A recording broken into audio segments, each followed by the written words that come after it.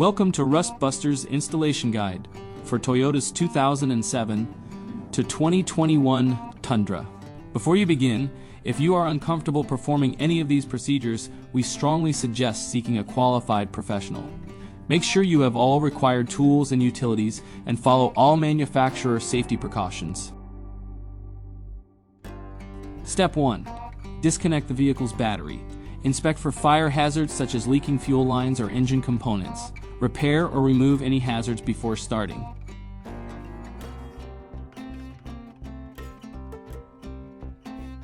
Step 2. Lower and remove the spare tire. Clear any lines or brackets from the work area.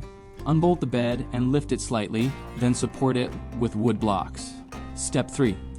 Remove or cut off the bolts for the factory crossmember, then remove it. Once the crossmember is removed, uninstall the spare tire hoist and save it for reinstallation later. Step 4. Grind the frame rails to bare metal where the crossmember was mounted. Spray these areas with rust protectant. We recommend our Rust Buster rust converter and primer spray paint. We also recommend spraying the ends of the crossmember with rust protectant prior to installation. Step 5. This crossmember comes in two pieces with a support bracket to hold them together.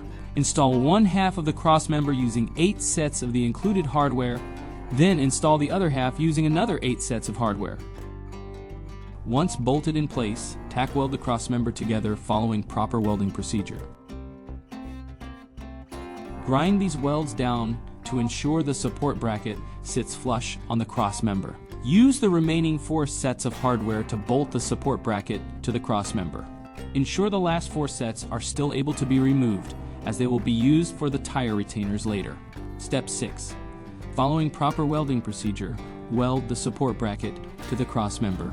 Once the bracket is welded, remove the final 4 sets of hardware mentioned earlier. Use this hardware to install the tire retainers on the crossmember. Step 7. Paint any remaining bare metal with rust protectant, then reinstall the spare tire hoist. Reinstall any lines or brackets removed in Step 3. Finally, reinstall the spare tire, then lower the truck's bed.